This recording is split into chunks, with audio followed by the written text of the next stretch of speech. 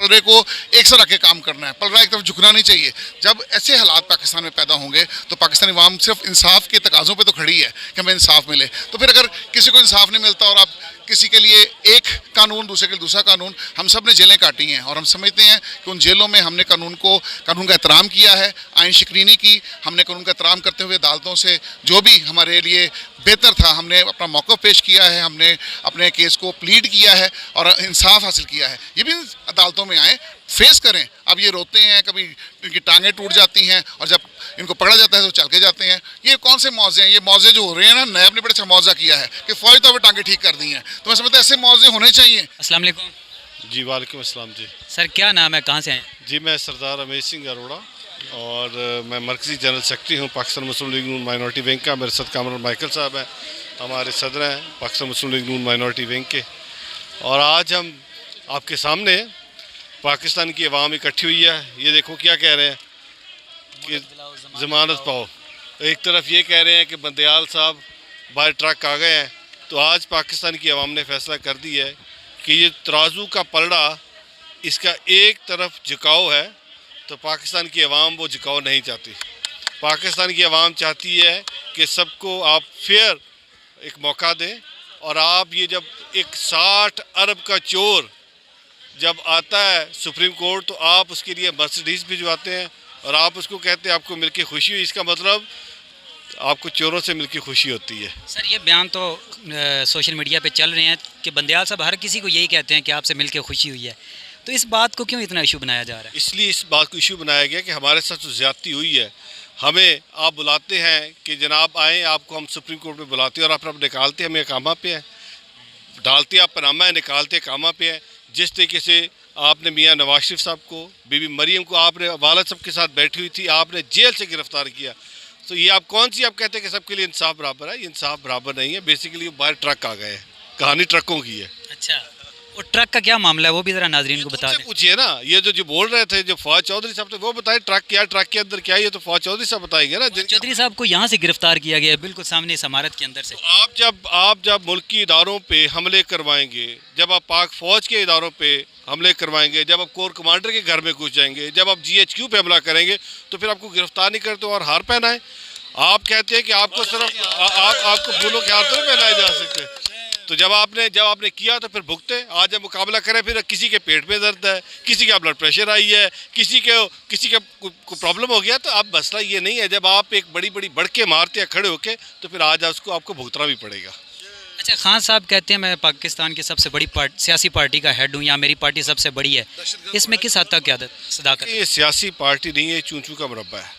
आप इसमें खुद देखें, ये फवाद चौधरी पहले किधर था? भगौड़ा नहीं है। शाह महमूद कुरैशी किधर था? तो इस सबको इकट्ठे करके जो मुफाद परस्तों का टोला था, ये रोटे थे, ये पंजाब सबसे बड़ा पंजाब का डाकू, उसको आपने साथ मिलाया। सीधा टली जो कभी किसी के साथ उसने वफा नहीं की। आज मसला ये कि आपने चूचू का मुरब्बा इकट्ठा किया और ये पार्टी मुनाफिकों की पार्टी, ये पार्टी नहीं है, ये एक हजूम है। तो आज उस पार्टी का जब तिया पांचा होएगा, आज देखे ना, आज आई है पाकिस्तान की अवाम और पाकिस्तान की अवाम हिसाब मांगती है। जो 60 अरब खाया है उसका हिसाब मांगती है। आज पाकिस्तान की अवाम को जवाब देना चाहिए, सब इदारों को जवाब देना चाहिए। जो इदारे जब को आता था तो उसको वेलकम करते हैं, आज उसका हिसाब दें।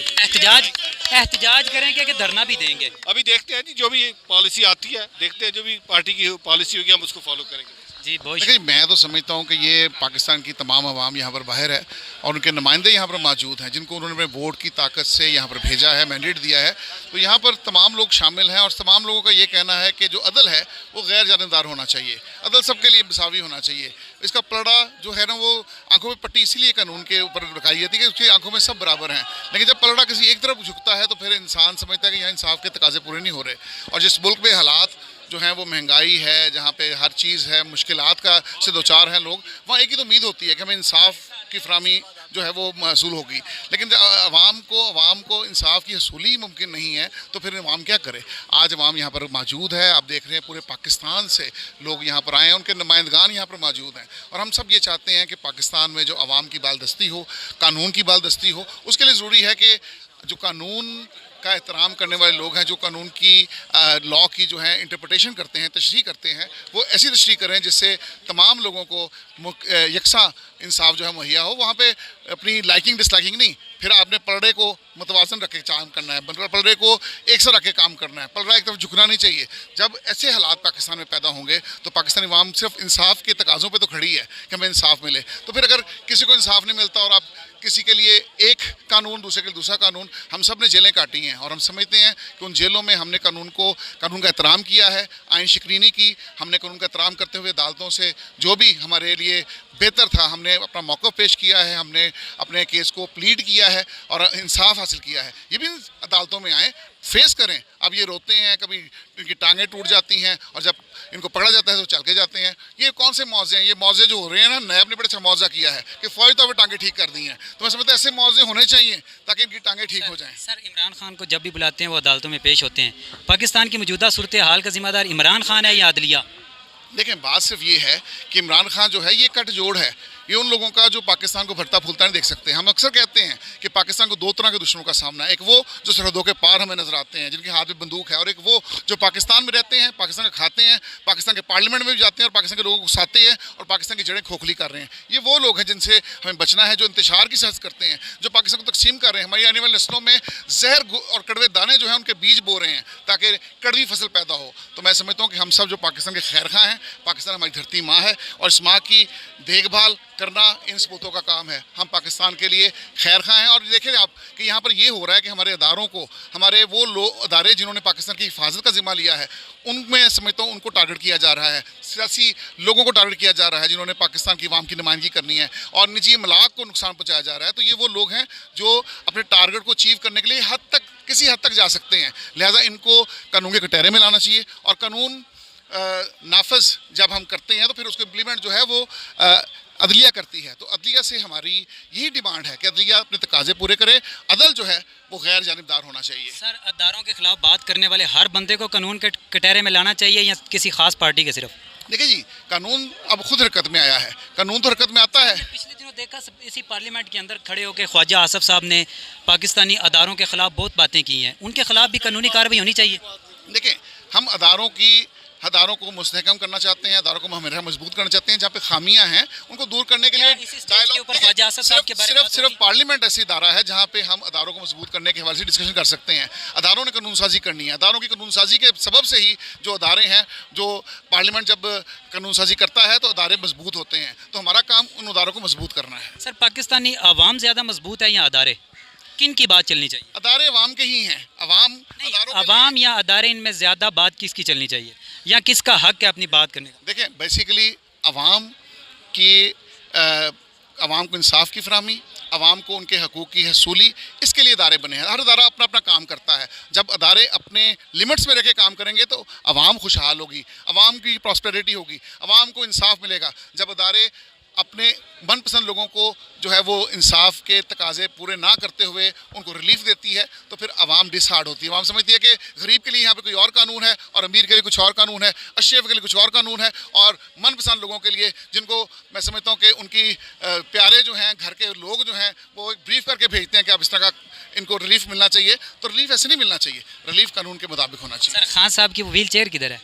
व्हील चेयर नैब ले गई है, नैब ने उठा के बिठा दिया कि मौजा हुआ है, ये मिरेकल हुआ है, और मैं समझता हूँ क्रेडिट जो है क्रेडिट गोज टू नैब। ठीक है सर, क्या कहेंगे आप आज के इस धरने के वाले से? देखिए, कामरान माइकल साहब ने आपने कहा आवाम की बात।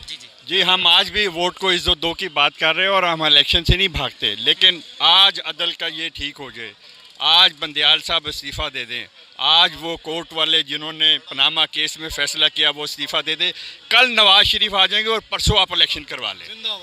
पिछले 1 साल से हुकूमत है PDM की, फिर भी नवाज शरीफ साहब नहीं आ रहे। देखें, 26 नवंबर तक तो यहाँ धरने आ रहे थे और हमारी हुकूमत नहीं थी। हमें तो 27 को थोड़ा सा सांस आया है, 27 नवंबर जो पीछे गया है। आपने देखा किस तरह गठजोड़ था, एक तरफ गालियाँ भी दी जा रही थी, अंदर से मिले भी हुए थे। ये जुडिशल मार्शल 2016 वाला चल रहा है, जिसकी जावेद हाशमी ने वो की थी।